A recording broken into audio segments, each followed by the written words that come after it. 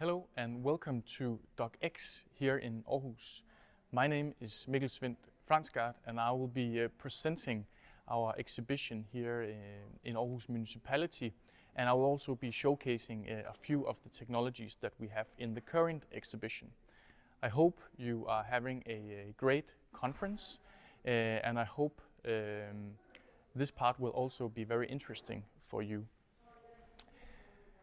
DokkX is Aarhus Municipality's interactive exhibition of what we in Denmark call welfare technology, but is more in general terms called assisted living technologies.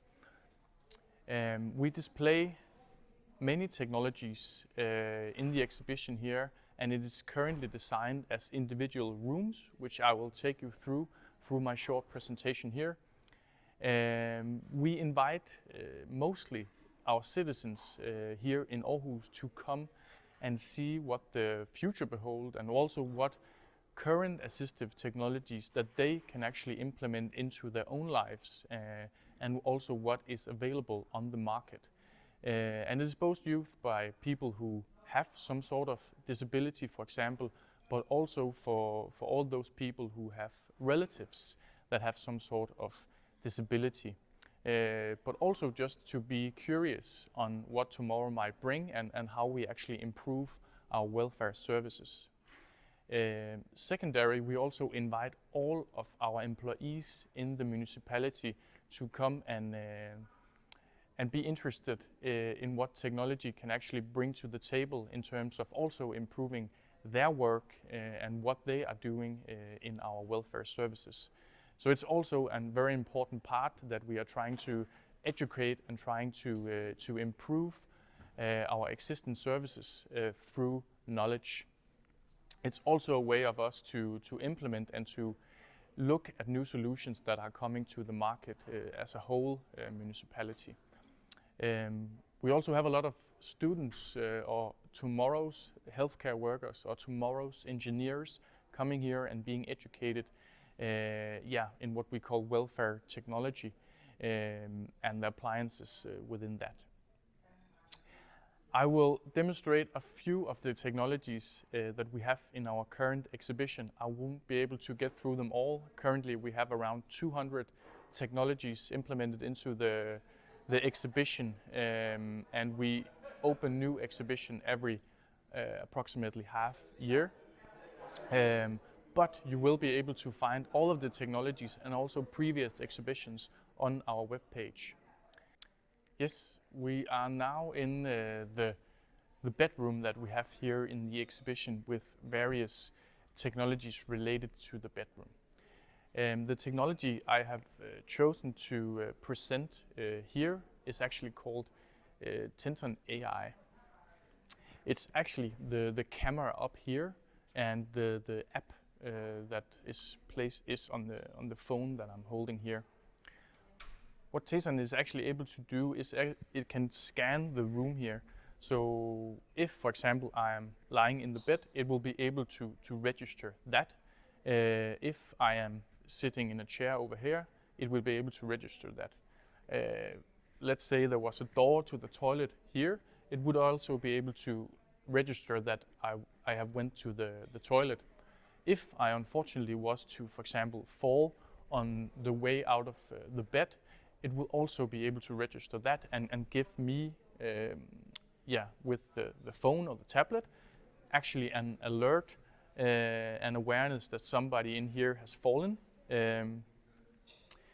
So it can be various activities that you would normally do in a room, for example, it can register. It does not send a live feed, and that is the kind of unique thing about Tenton. All of the processing is actually done up here in the camera, and what I receive is actually only kind of emojis or symbols of what is going on within the room. So right now I can see that Lars is standing up. I can, for example, see that Thomas is on his way out of the bed. I can see that Jürgen is actually fallen on the floor, and it will then alert me to that specific activity. Another unique thing that I can actually do is I can look on the daily activity of the individual. So for example, I would be able to see if Thomas have been lying in bed most of this week, and then I could actually go in and approach that issue. Why is he, for example, lying more in bed than the previous week? So it's also a way of actually doing rehabilitation or habilitation through the care that you are giving the individual. It's a fairly new thing to also in Denmark, but it's gotten a lot of attention because it is some of the solutions that many municipalities actually are looking into and also are seeing that they are missing. The alternative in some cases would be that I will be going into the individual and seeing is Jürgen, for example, asleep, or has he fallen to the floor if I am unsure if he's actually okay. And I can do that several times at night, during the night, for example. With Tensan, I won't need to do that, and I can let Jürgen sleep unless he is, for example, on his way out of the bed and I know that he is in risk of falling. So to end Tensan, it's not actually used many places in Denmark yet. It is something that it's a kind of a technology that we are looking into very broadly in Denmark and also in Aarhus Municipality. But we're also looking into both the ethical considerations and also the legal considerations about implementing a technology like this. The next solution here within our kitchen I have chosen to present is a product called AquaTime. And AquaTime is trying to actually target the issue of dehydration, especially amongst people with, for example, dementia or elderly living in nursing home who doesn't feel the same amount of thirst, for example, as they did in their youth. And that can be an issue actually ending up in them being dehydrated. Also, we are doing a lot of fluid analysis on our nursing homes, schemes that the employees will be filling out for individuals each day, and they are normally based on normal drinking glass, and me actually being able to look at this glass and saying how much would this glass actually contain and how many of these containers have any individual been drinking during the day, and then I'm able to put that in my document and into our journal system, and then we will be able to see how much the person is drinking from day to day. With AquaTime, that process is really automated because there is a small computer placed here under the glass. So you're able to take this off and wash, but when it's connected to the glass, it will be able to tell me at any given time how much have I been drinking during the day. And if I, for example, was to take a glass of water here and I pour it half up, it will calculate how much I have poured into the glass, and then it will add that to my total when I have been drinking the glass here.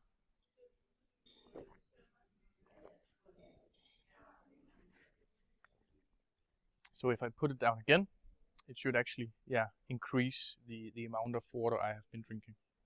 So it's both visibly available on the glass, but you will also be able to see it directly into the journal system right now. So it can be integrated into that, and then we will actually be able to see over longer periods of time if you are drinking enough. Also, what times a day are you actually drinking your water? So maybe, for example, if you are drinking less in the evening, but you're drinking quite a lot in the morning, then I will know as an employee, okay, in the evening time, I would invite Mikkel, for example, to drink a bit more. Another thing that we are actually co-developing with this company here in Aarhus Municipality is its ability to make sounds. which can actually be used for nudging people who are not drinking enough, that they should be drinking more. So that's another way where it's more actively used, the glass, that it can actually be used for nudging via sounds. Yeah, so that is Aquatime.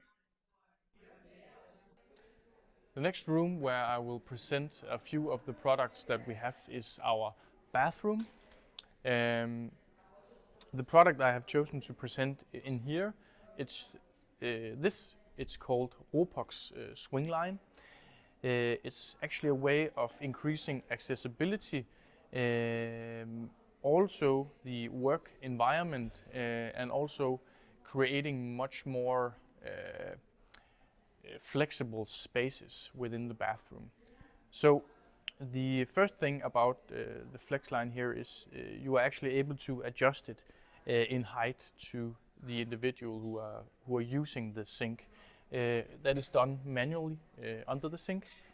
Another way is, for example, if you are a wheelchair user, there is a lot of space under the sink here, so you're actually able to get to and from very easily.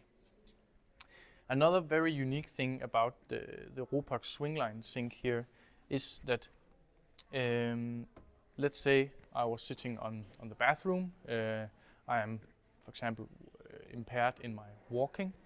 I will be able to get the sink, for example, over to the toilet here, and do basically most of the hygienic task on my own here, just from the toilet, and for example having my walker next to me here. So I would be able to brush my teeth. I would be able to wash my hands, for example, with the water running from just here. And then, for example, a healthcare employee would be able to dock this into the station there very easily for me again, and I will be able to move away from here. So it's a way of creating much more mobility within the bathroom, but also empowering the individual and the task that they would be doing within the bathroom, in that way actually creating a lot more of independence for the individual. Yeah, so it's one of the products that we have here in the bathroom, which can actually improve accessibility. Yes, yeah, and welcome to part of the living room here.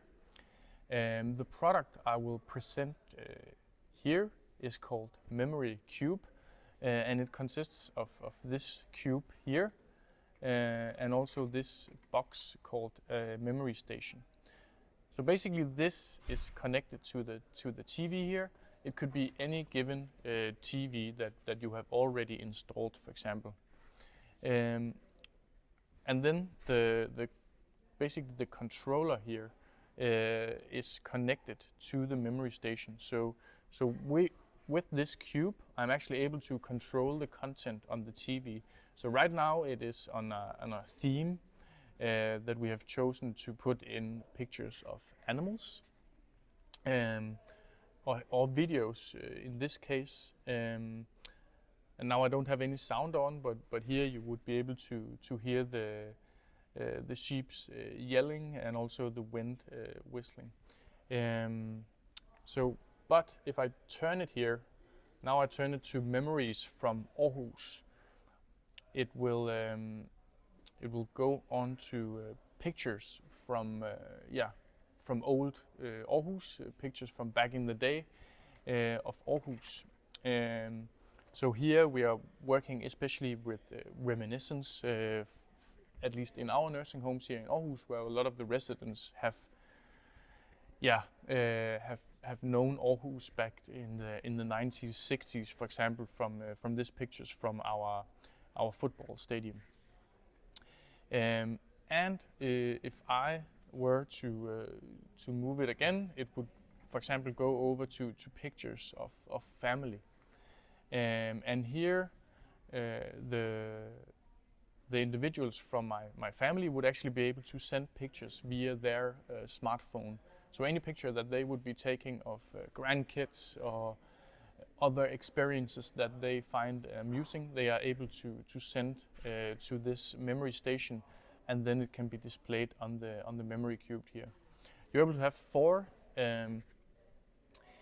sides on this cube, and then you have a top one if you want to pause any given image.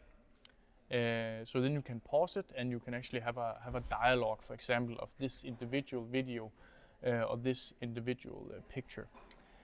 The last side is actually where you turn on the TV, so then it will slowly turn the TV off.